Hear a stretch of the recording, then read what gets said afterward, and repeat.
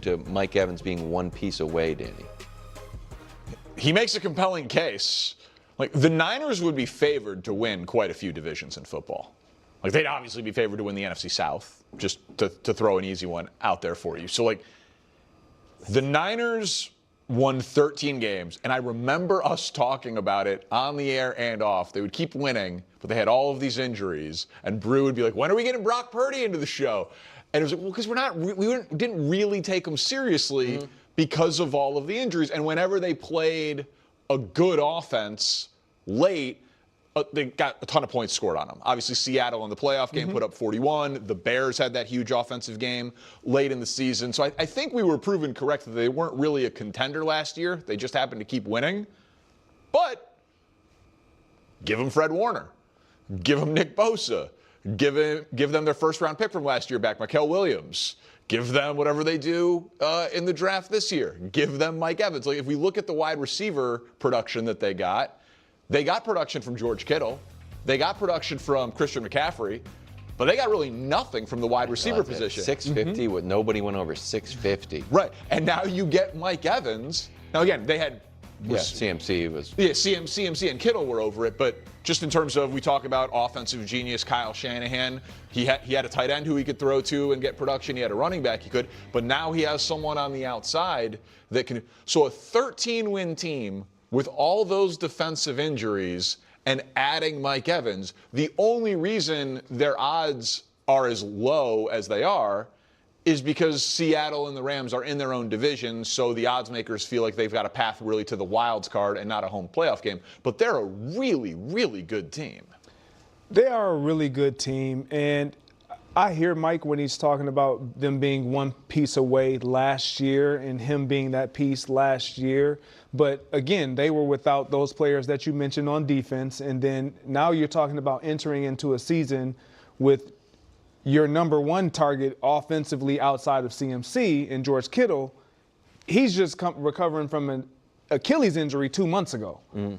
Happened in the wild card round. And so you're going to be without him for a large part of the season, if not all of it. Mike Evans is going to go into this situation as their best option in the passing game. Clear cut. Like Ricky Pearsall, injuries, he showed some flashes. I think he'll be a compliment. They were able to see and get some good production from him. But Mike Evans, what made this so intriguing is, yes, they feel like a team that can win. We believe that they will always be in it because of their coach well. They're going to be schemed up well offensively. But in that division I'm not buying it. I'm not sold. Look, if he's saying he was the one missing piece, well, if George Kittle isn't available, is he now the one missing piece that you still won't have? No, that's a good point. I want to approach this from multiple angles because there's genuine complexity in evaluating what Mike Evans signing with San Francisco actually means. First and foremost, I believe Mike Evans genuinely believes what he's saying about this decision. He had options. Multiple teams were prepared to offer comparable money. It's not like the 49ers swooped in with some astronomical contract that forced his hand, leaving him no choice but to accept despite reservations.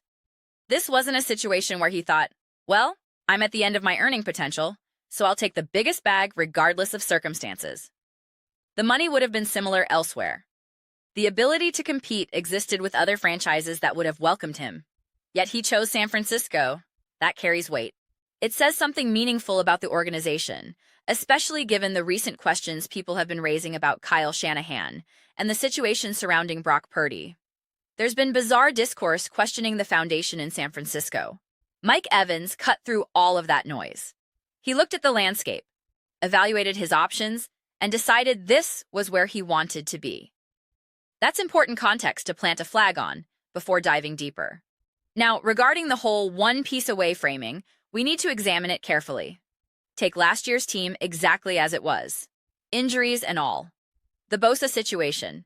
Every variable that contributed to how the season unfolded. Now add Mike Evans to that exact roster.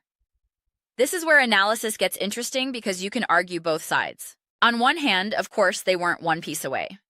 They just added Evans and suddenly they beat Seattle in the playoffs? Be serious. They got dominated in that game. Absolutely destroyed. There's no way around that reality. Seattle handled them. But consider the regular season matchup against Seattle when they were competing for the #1 seed, that first round bye, that home field advantage. Would that game have been different with Mike Evans on the field? Yeah, of course. Could that game have been different? Would it have been different? The answer is clearly yes. I'm not saying they definitely win. I don't know. And honestly, it doesn't matter for this exercise. But let's play it out. Say they do win that game. That was a weird contest. Seattle deserved the victory, no question.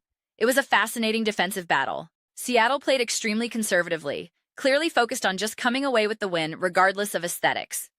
Those types of games are hard to truly evaluate because Seattle's approach was fundamentally about securing victory, not making statements. If San Francisco started scoring or made it more competitive, there's no guarantee Seattle wouldn't have responded offensively. We know they're capable. They've done it against the 49ers before. They've done it against other opponents. But not getting too lost in the hypothetical weeds, it remains possible the 49ers could have won that game. And if they do, everything fundamentally changes. You can't just assume they would have faced whoever, and the whole thing unfolds predictably. We have no idea what that playoff picture would have looked like. Who would they have faced in the divisional round? Would it be Seattle again? Would it be Los Angeles? It becomes the ultimate butterfly effect. Maybe Philadelphia wins their game, and that confidence carries them differently. Who actually knows? So it's messy. But if you take that exact team from last year and simply bring them into this season while adding Mike Evans, you're undoubtedly better. That's not even the full situation, though, because you're also getting healthier, particularly on defense. Players return. But you're losing Robert Saleh. People have fluctuated in their perception of Saleh over time, but I think it's become clear that the league genuinely respects his defensive mind. That's gone now. Not saying you take a massive step back defensively.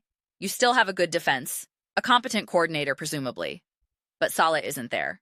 Plus, you have offensive concerns with Christian McCaffrey's status. To make the 49ers a bona fide Super Bowl contender, you need more than just wide receiver help. You need McCaffrey and Brandon Ayuk and Deebo Samuel to fulfill specific roles. Looking at this through a basketball lens, you need those guys to be your Klay Thompson, your Draymond Green, your Chris Bosh. They need to consistently fill those complementary roles rather than being asked to be the Steph Curry, the Kevin Durant every single night. You can't consistently rely on them to be the Avengers, as everyone used to say before that phrase fell out of fashion. The NFL season is long. The grind is real. This is where you need players like Ricky Pearsall to emerge. Hey, you drafted me. I'm that guy now. I'm the one putting up 1,500 yards. That emergence allows Mike Evans to function as an additional piece rather than the focal point. It takes the massive burden off McCaffrey and Ayuk and Samuel. Obviously, I have no idea when we'll see McCaffrey fully healthy. No clarity there. But that's what needs to happen. If that scenario plays out, then yes, you're a Mike Evans away. You're one piece from the mountaintop. But if you get essentially the same production, the same quality of play from everyone else, then you're looking at a potentially similar season to last year. Maybe you beat Seattle in that specific matchup. Maybe things unfold slightly differently. But the ceiling remains constrained. I think the rest of the roster needs to elevate for the one piece away framing to feel accurate. The 49ers will consistently be competent. They'll consistently be positioned to succeed and win games barring catastrophic injury situations. If they simply repeat their baseline competence and add a healthy, resilient Mike Evans, then honestly, when I look at the odds, 8th overall for Super Bowl contention feels about right. Going into an NFL season with top 10 odds to win it all is genuinely great. Being one of the 10 teams with a legitimate chance is something fans should appreciate. Everyone wants to be top 3, top 2, top 1. That's fine. But if you have a real shot, that's all you can reasonably ask for as a fan. If the Pearsalls of this roster actually elevate and Mike Evans doesn't have to be the #1 option, those odds dramatically improve. You climb into top 5 territory. If not, you're sitting around 8th, which means you have a legit chance. But when facing those top-tier teams, last season showed things can go sideways quickly. One close game, one weird bounce, a Christian McCaffrey red zone tip turning into an interception, maybe you win that one. But then you play the same team again and get absolutely dominated. Ayuk injured and all that, but still, it happened.